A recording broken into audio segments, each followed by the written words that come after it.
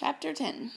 Even though my Hattie bailed on our awesome game of chase, I'm still making progress on getting her back. I know I am, but that's hard to think about now because I'm sitting all by myself in the hallway looking inside the eating place and drooling. Seated around the table are Fetchman, Food Lady, and Hattie.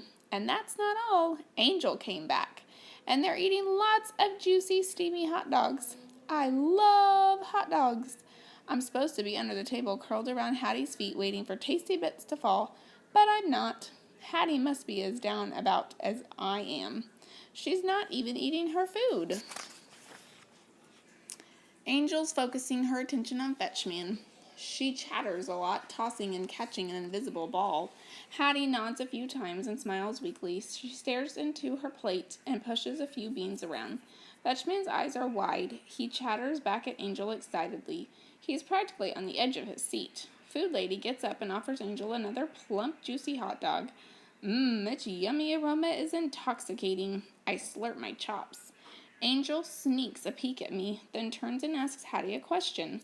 Hattie winces like she's embarrassed. She mumbles a reply, gesturing at the wicket floor, obviously explaining its evils. Angel looks confused. Is it that hard for a short human to understand? When the humans are finished eating, Hattie and Angel clatter their dishes in the sink. Food Lady pulls out the crinkly bag of dog food. I spring to my feet and dance around the carpet. Oh boy, delicious food is rattling into my dish. My mouth is salivating. Yippee, it's finally supper time. I can hardly wait to plow into that bowl of crunchy deliciousness.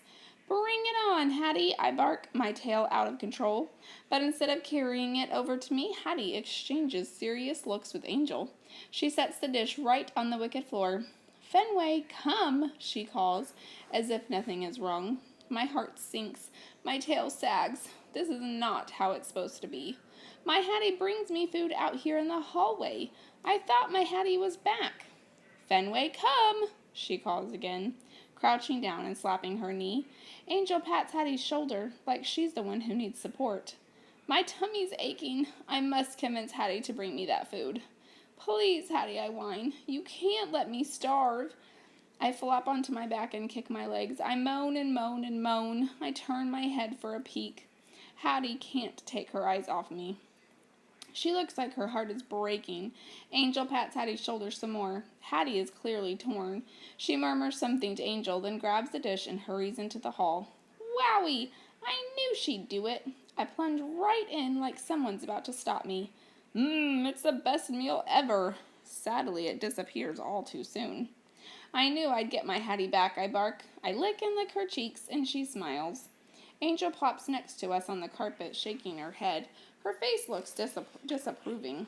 I climb onto her knee and lick her anyways. She tastes like ketchup. When everything is cleaned up, we all head to the front door. And Hattie clips my leash. She goes for the jump rope, but when Angel frowns, she drops it. Hattie sighs and grabs the fat, leathery glove instead. Whatever she has planned, it's bound to be fun. When we get outside, Hattie leans down to hug me, and somehow my leash gets tied around a slim tree. Hey, Hattie, I bark as she walks away. Aren't you forgetting somebody? Hattie stops near a patch of dirt where Food Lady is kneeling and digging and sprinkling water. Angel is near the driveway, fingering the white ball, which can only mean one thing. Another awesome game of fetch or chase. I struggled to get loose. Fetchman hovers next to Hattie, watching her instantly. He has a hopeful look in his eye. Hey, everybody, I bark. In case you haven't noticed, I'm stuck here and I can't play. They act like they can't hear me. Angel winds up and hurls the ball toward Hattie and Fetchman. Hattie stretches out to get it, but it bounces behind her and dribbles toward Food Lady and the dirt. I'm on it, you guys, I bark, leaping out as far as I can. It's a whisker beyond my reach. Hattie jogs right past me, looking annoyed or discouraged. She scoops up the ball and heads back. Unfair, unfair, I bark. I jump and twist even though it's no use. Fetchman rests his hand on Hattie's back. He talks into her ear, then stands aside, moving his arm like he's tossing a ball. Hattie nods. She strokes her cap a couple of times. She pulls her arm back and flings the ball at Angel. Fetchman starts clapping, but then stops as the ball sails over Angel's head. It lands on the driveway and begins rolling toward the street. Hattie's shoulders slump. Fetchman pats her back. His face is encouraging. Angel is about to head for the ball when strange sounds make us all stop in our tracks. Tinkety-tinkety-too. Is it music? Like fluty birds? It's moving toward us. It must be exciting because Hattie and Angel drop their fat gloves and squeal with glee. Do they know what that is?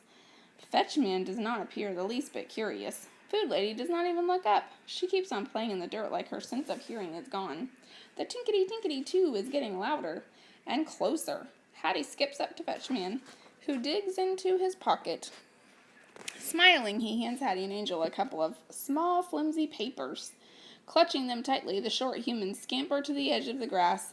Their heads turn in the direction of the noisy music, waiting until a truck turns the corner. My hackles shoot up. Is it the big brown truck coming for us again? No, it's smaller and wider, and it's playing the tinkety-tinkety music. Hattie and Angel hop up and down, their arms waving. Hattie, stand back, I bark, leaping and flailing. This thing must be dangerous. But she is not listening to my very obvious warnings. The truck stops right next to the short humans, who are not moving out of the way. He's going to get them. Go away. We don't want you here, I bark at the truck. Like the big brown truck, this one has a human inside. He leans out the window. Hattie is full of energy, talks to him. So does Angel. Run away, I bark to the short humans. Go inside, climb a tree, anything. Can they not hear me? Fetchman or Food Lady either. Fetchman is over at the dirt chatting with Food Lady like everything's fine. Good thing I'm here to save the day, except for the very big problem of the leash. I pull and pull, but there's no way I can reach the truck man. All I can do is bark. You better scram or else. Hattie gives him a flimsy paper. Angel does too. And just like that, Truckman disappears. Was he scared off by my dire warning, or the short humans chattering? Unfortunately, neither. Truckman returns and shoves something at the girls. Angel bounces impatiently. She reaches her hand toward the window. Is she trying to push Truckman back inside?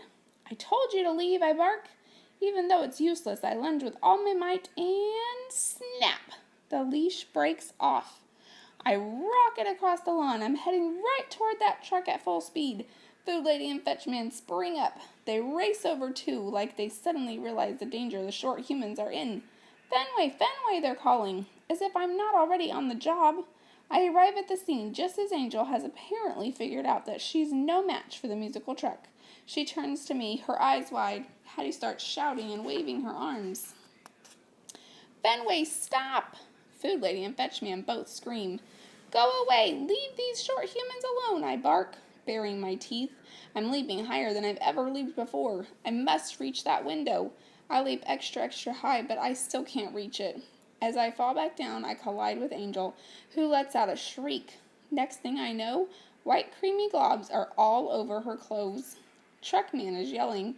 Food Lady and Fetchman are practically breathless, but somehow this does not prevent them from speaking very loudly.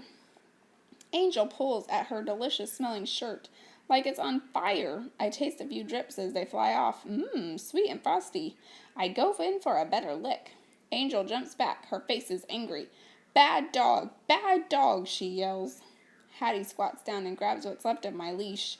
She shakes her finger at me. Fenway, she says in a very mad, you're in trouble voice. What did I do? No time to find out. My nose is detecting an irresistible blob of ice cream on the pavement. Talk about distraction. Vanilla.